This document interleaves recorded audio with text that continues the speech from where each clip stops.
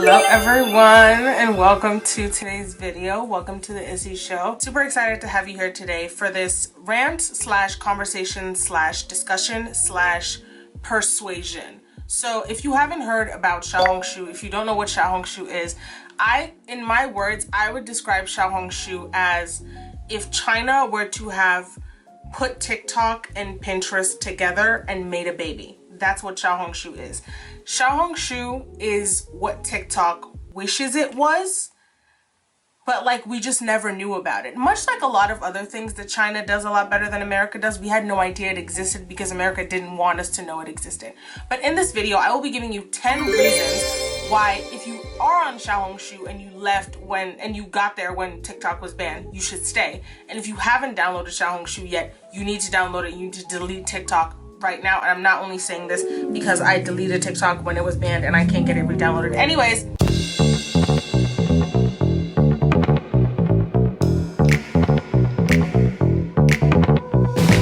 but I have here on my iPad, which I just got an iPad. You know, like that meme where they're like, oh, bitches get an iPad and then swear that they like, I'm bitches, I'm sorry. Like ever since I got this thing, I'm just like, with my little Apple Pencil, I'm just going crazy. I'm so sorry. I don't think I'm in the wrong when I say that like the main terrible thing about TikTok for me was honestly like a lot of just like the female parts of TikTok were very fun. And if you're a woman who was like able to like curate your TikTok For You page to just like feminine content, you know, but like, you know that a lot of the content on TikTok that was like destructive and annoying and just gut-wrenching was the content that was either like made by men for men or made by women geared towards men. And I feel like Xiaohongshu really doesn't have that problem. Like there's no weird men there making videos about how they want like a trad wife. There's no like OnlyFans girls shaking their ass. Although you guys are starting to make your way over and I don't like it. I just found out that what's her name? The girl who makes like, so what's it, $60 million or something like that on OnlyFans every year, she just created a Xiaohongshu? No. I don't know. No. I want to see the pretty Chinese girls. I want to see the pretty American girls. That's it. Please don't bring your ass, literally your ass, just your butt, because that's the only thing you provide over to Xiaohongshu, please. Okay, do some makeup or something, please. I just love that it's an app for women by women. Like it is an app that was used mainly for women to like share outfits, to share makeup, to talk about things, to ask each other questions about like health and wellness and fitness, things like that. So it's like really fun because you just scroll and it's so relaxing. Oh my god, like there's so many videos on there. It's like this is a Pinterest video. Like these are like images you would see in Pinterest, but no, this is how people are actually living. Like there's people sharing their homes, people sharing their gardens, like so many different things that they have in China because like their government actually gives a shit about how they live. Wonder what the fuck that's like. But like it's just so nice to see that stuff, you know, and you can like ask for tips and people are gonna be kind and honest. And like even though like China does have like very strict beauty standards, it's obvious that like Chinese women themselves are very like open to, like they are open to different kinds of beauty. Like I've seen them, like I've seen under different videos of like black women, Asian women, like white women making videos and the Chinese girls like, oh my god, you're so pretty, you're so beautiful. And I'm like, oh, so it's like, it's not, it's like y'all are not racist, this is great. But it's crazy that like a black person will post a video in America and then people are like, but you know, I just love that. I just think that's really great. This is really weird to say because it's like, who the fuck likes censorship? But I feel like because China has a very, like the Chinese government is very strict, but like because of like kind of that strictness, like it allows for like certain things to not be able to make its way onto the app. Like I feel like because in America we all have like freedom of speech, like you can say some pretty terrible things and like people aren't gonna, like no one can fault you for it. But like on Xiaohongshu, like there are rules and regulations and you need to follow the rules and regulations if you want to stay using their app. and I just love that. You can't do like offensive stuff. You can't do like weirdly sexual stuff that you would see on TikTok. Like you could take your shirt off and stuff, but like that's pretty much it. You know, you can't be showing print like y'all be showing print on TikTok. Another thing I love is the genuine kindness, gracefulness, gratitude that like Chinese people have. Like there's just such, I don't know how to explain it. Like I'll post some pictures of just like the comments and the different pictures and the different things that they say. They're just so kind and friendly. Like we literally bombarded their app. Like we literally did what America and like all these other big powerful white countries do. We just came and we took control. You know, hey, wait, if you make videos on Xiaohongshu and you don't put Chinese subtitles under your videos, I'm coming for you. I'm coming for you. I'm gonna find you and it's not gonna be funny. Okay? We literally took over their app. We literally took over their app. The least we could do is let them understand the videos that we're making on their app. And yes, it is their app. It is their app. Okay? So, okay. They're just so nice and welcoming and kind. Literally, like, so many of them were making videos when we first came over. Like, oh, hello, TikTok refugees. Here's how the app works. Here's how we live in China. Like, they were just being so nice and so kind. I know for a fact that if there was an influx, the way we influxed their shit, if there was an influx of Chinese people into a TikTok or like whatever, bitch, it would not be friendly. It would not be the amount of eyes that would be getting pulled back, the amount of racist jokes that would be made, the amount of, oh, I got this tattoo, tell me what it means. It would not be pretty, it would not be nice, okay? But the Chinese people were so nice and so kind to us. They've been so welcoming. They're teaching us things about health and wellness, and I'll get into that later. But like, it's amazing. I love them, okay? And they're like, oh, do you want a Chinese friend? Like, they're just so friendly and they're so nice. And I love that. Seeing how people live in China, seeing how people are able to like make a livable wage and live off of that livable wage without having to like do the... Sir? Sir? Do you mind? Just seeing how for the people China is, like when you see, I'll show you the videos, but like there's so many things about China that you can tell the government did these things to make the lives of their citizens easier. I really think America has made a huge mistake when banning this app, because now that we're all on rednote, we're actually learning that a lot of the crap that they've been talking about China is absolutely not true. We're like, wait a second, you guys have universal healthcare? You don't have to pay for an ambulance when you get picked up to the hospital. You have amazing cars for very low prices. Huawei, the amazing phones they have, are also so much better than iPhones. And all of that is forbidden here. We cannot have any of that. Wait a second, you can walk at night outside and not be afraid? There's no mass unalivings in schools? What? What's that like? And I had someone comment on my rednote being like, now that you're here, I hope you can see that we're not the beasts that, you know, your news made us seem to be. And I was like, we never thought you guys were. I feel like we always knew it was bullshit. And yeah, no country's perfect. There's a lot of issues everywhere in this world. But it's very interesting. We're learning much more, I think, than they wanted us to know. So it's like the government does things for you to make your life easier. So like you don't feel annoyed going to work every day. Because in America, we all hate going to work because it's like, oh, I'm going to work and then I'm going to pay taxes and then I'm not even going to get the benefit of any of my taxes. But in China, like you pay taxes and the government does things for you and you buy a house and you own your house. Once you pay off your house, that is your house.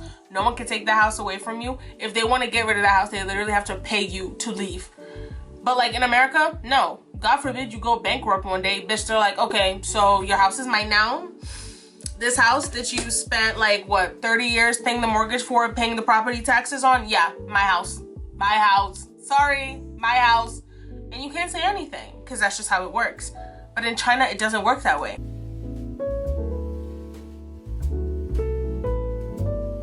When I tell you that I didn't know I wasn't supposed to be drinking cold stuff on my period, but it makes so much sense. The amount of videos I've seen where they're like, American friends, is it true that you guys drink cold drinks on your period? We make this beautiful tea full of like nuts and berries and sugarcane and apples, and we eat these like nice hot little things that warm up our stomach. Hello sisters, do you often have dysmenorrhea? Today I want to share an ancient Chinese recipe, apple and ginger tea. In China, we girls often drink brown sugar and ginger water before and during our menstrual periods. This is a real savior for men's true cramps. Moreover, it's very easy to make. Wash an apple with salt to remove any pesticide residue on the skin, and then cut it into slices. Prepare a piece of ginger and cut it into slices too. Put in a few pitted red dates, a piece of brown sugar and a small handful of goji berries. Put all these ingredients in a stew pot or a special health pot. Add an appropriate amount of clear water and boil for 20 minutes. That's it. It tastes great. After drinking it, you will feel warm. Drink it frequently and you will find that your complexion gets better. And I'm like, common sense. Why did we not know this? Meanwhile, we're over here gorging ourselves on fucking cookies and ice cream, and they're like over there like literally just not having any period cramps because they already know. So like a week before their period, they start drinking the tea, they start doing the whatever, and I'm like, but America doesn't want you to know that because, you know, they're counting on it. Like, in American stores, they literally sell like period care packs, and it's a bunch of fucking candy and like movies and like ice cream. Like, girl, please, please.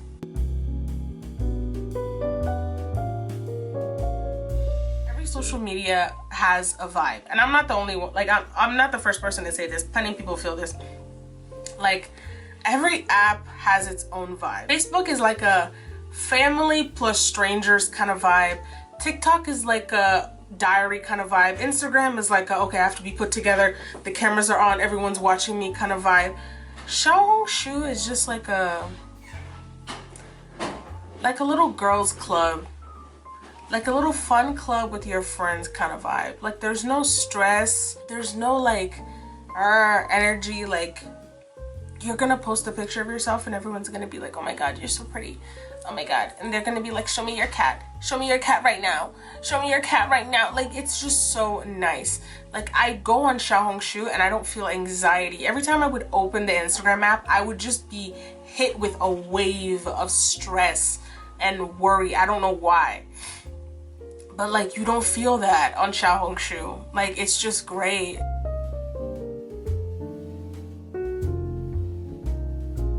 Okay, so I know like it's weird to say that a social media app has helped me with my social media addiction, but I think as opposed to TikTok, where it's like I was just doom scrolling for hours, and Instagram, where I would literally just open the app, look at a couple stories and then leave, on Xiaohongshu, I don't know how to explain it, but it's like you see things that like make you want to just like go do things. Like, I watch videos on there and I'm like, oh wow, this is like a really good like health and wellness thing. Okay, I'm gonna close the app, I'm gonna go do that.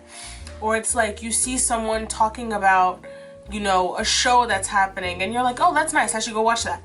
Or you see, like, it just, I don't know, there's things about the app that make you leave the app and like go do other things. And I really like that, as opposed to TikTok, where I would just sit and scroll and scroll and scroll. And I mean, obviously, like, it does depend on like what your algorithm is, because Xiaohongshu does have a really, really good algorithm. Like, they'll figure out what you like fast and start showing it to you. But like, there's just such variety. Like, they literally have so many tabs. Hold on, you have like For You, you have video, you have lives, you have fashion, food, travel, household products, movies and TV, emotions, art, funny stuff, cars, music, science, home decoration, learning, celebrities, cartoons, dance, games, manicures, photography, wallpapers, pets, and the list just goes on and on and on. On TikTok, all you have is the For You page and the following page. That's it. and you have the search page, and they just give you like the top searches, but that's it. Here you can find out things about things you actually want to know. There's like skincare, handmade crafts, bodybuilding, digital technology, motherhood, pictures, how to take pictures, hairstyles, cosmetics, everything. It's great. It's amazing. And Shira 7 just got on there. I was scrolling on Xiaohongshu the other day, and I saw like there's like Shira 7 videos now, so there's no reason for me to leave, because that's most of what I was watching on TikTok anyways. I love that lady. She's fucking hilarious. I love that lady. I don't know if it's because I'm American, but seeing all the food that Chinese people eat that are both healthy and delicious kind of annoys me, because I'm like, wait a second. So you mean like healthy food doesn't have to be like meh? You know, like I eat like, I would say semi-healthy. I'm like part pescatarian, like part-time. I would say like 75% of the time. I just eat like salmon and crab. And I just make like sushi and eat that. But like, I don't know. Like there's just so many different things about the way that Chinese people eat. Like the different, like, you know, health supplements and the different things that they do, and I'm like, this all just seems so nice and delicious, but also healthy, you know? And I love that. I love all the delicious food I see people making. I love all the different traditional foods that I'm learning about. I'm loving to see like how Chinese people bake and all these different things. Like it's just so fun and I love it.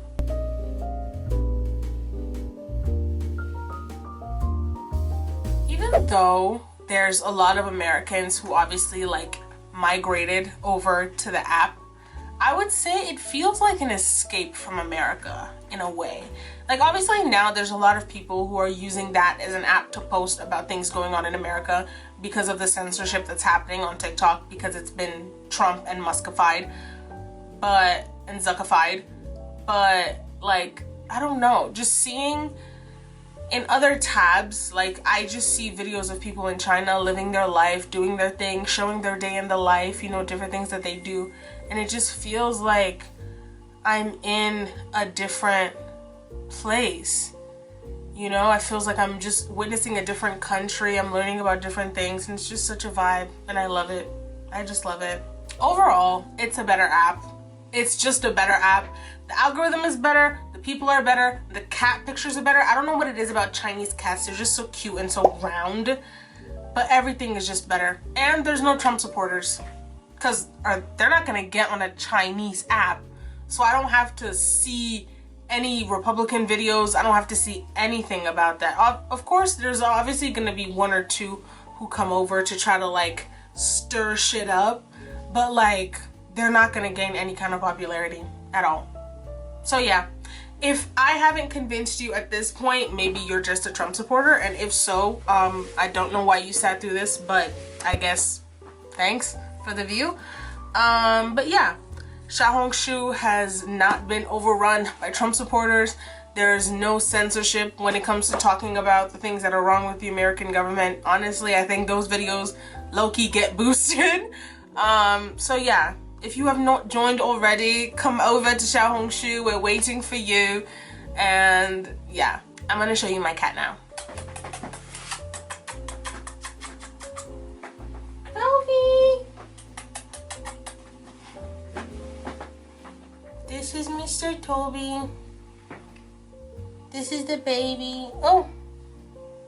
Oh! Oh! Well, that was fun while it lasted. Thank you for watching the video, and I'll see you in the next one. Bye.